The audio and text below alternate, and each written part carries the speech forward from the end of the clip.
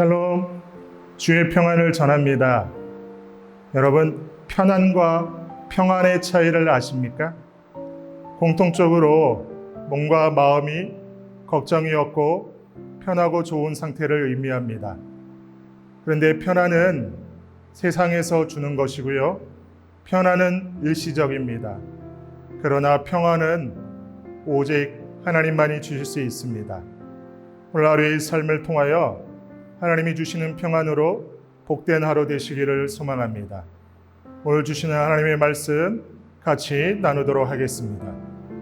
하나님이 우리에게 주시는 오늘의 말씀은 신명기 4장 9절에서 14절. 당신들은 오로지 삼가 조심하여 당신들의 눈으로 본 것들을 잊지 않도록 정성을 기울여 지키고 평생 동안 당신들의 마음속에서 사라지지 않도록 하십시오. 또한 그것을 당신들의 자손에게 길이 알리십시오. 당신들이 호렙산에서 당신들의 하나님이신 주님 앞에 섰던 날에 주님께서 나에게 말씀하셨습니다. 이 백성을 나에게로 불러 모아라. 내가 그들에게 나의 말을 들려주어서 그들이 이 땅에서 사는 동안에 나를 경외하는 것을 배우고 또 이것을 그들의 아들, 딸들에게 가르치게 하려고 한다. 그리하여 당신들이 산기슭에 가까이 와서 서자 하늘 한가운데까지 높이 치솟는 불길이 그 산을 휩싸고 어둠과 검은 구름이 산을 덮었습니다. 주님께서 불길 속에서 당신들에게 말씀하셨으므로 당신들은 말씀하시는 소리만 들었을 뿐 아무 형상도 보지 못하였습니다. 당신들은 오직 소리를 들었을 뿐입니다.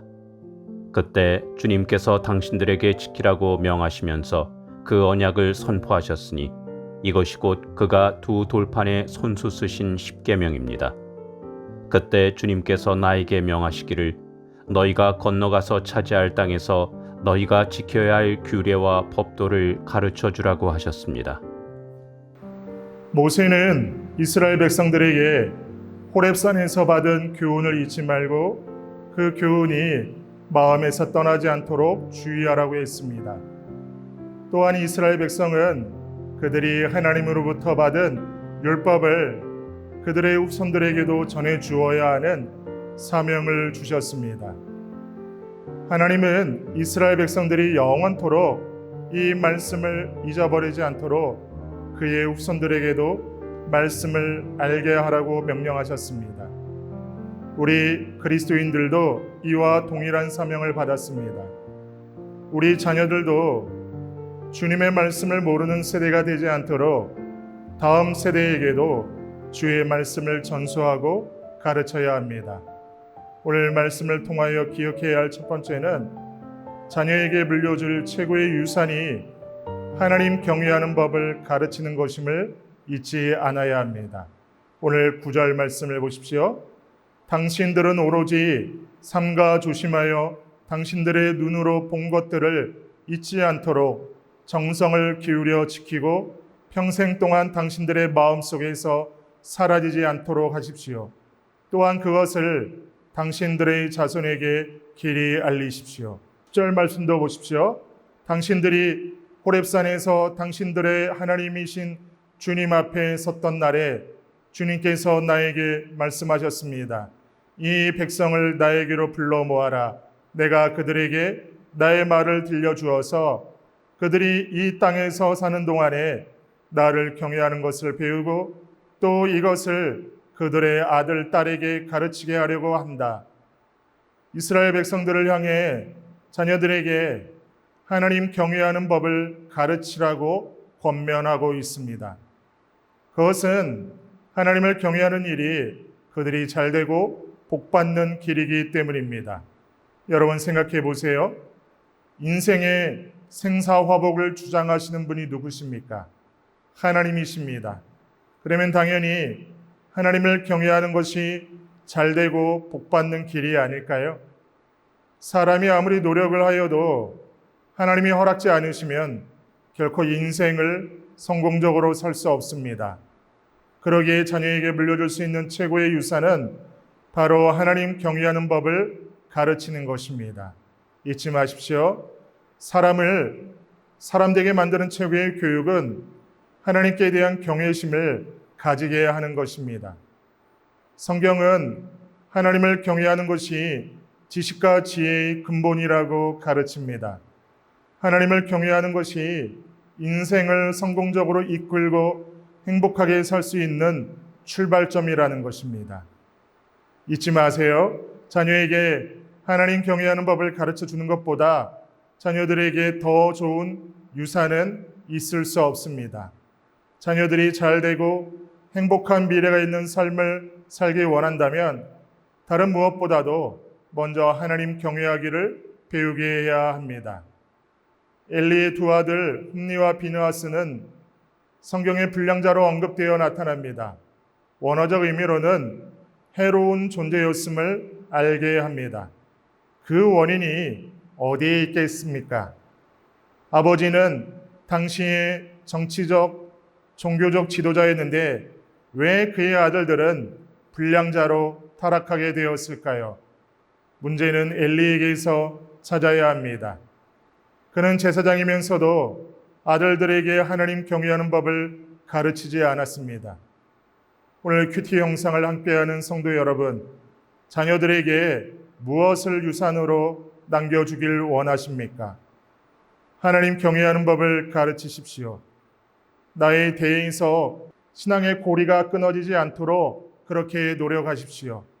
나 자신이 말씀 안에서 믿음을 든든히 세우고 자녀에게 복음을 분명히 가르칠 수 있도록 최선을 다하는 여러분 되시기를 소망합니다. 오늘 말씀을 통하여 기억해야 될 두 번째는 하나님의 말씀에만 귀를 기울여야 하는 것입니다. 성도로서 우리가 주목해야 할 것이 있는데 하나님은 말씀이라는 점입니다. 우리의 경배를 받으시는 하나님은 영이십니다.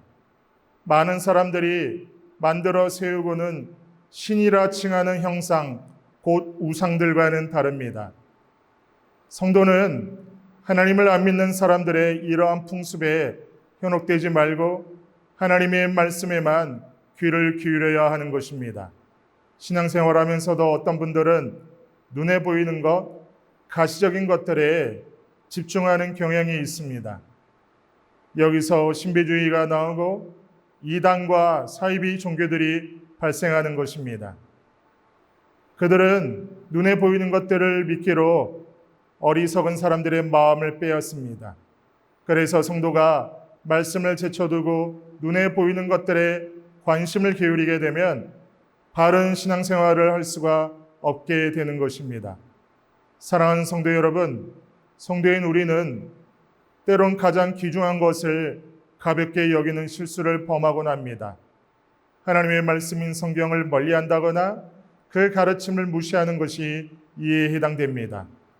교회 공동체 안에서는 경건한 성도처럼 보이면서도 믿음과 행함이 일치가 되지 않아 비난을 받는 성도도 이것 때문이고 필요한 노력은 하지 않으면서 좋은 결과만 차지하려는 도적의 마음에 이끌리게 되는 원인도 이와 관련이 있습니다. 잊지 마세요. 하나님은 우리가 말씀을 가까이 하고 그대로 따르기를 원하십니다. 이 길이 행복으로 가는 길이고 형통으로 가는 길이기 때문입니다. 분명한 것은 이것입니다. 성도는 예수님을 믿어 구원함을 얻었습니다. 그러면 당연히 말씀을 쫓아야 하며 이것이 예수님과 동행하는 삶인 줄 믿습니다. 하나님의 말씀대로 행함으로 오늘 하루의 삶 속에서도 주님과 동행하는 하루 되시기를 진심으로 소망합니다. 다 같이 기도드리겠습니다.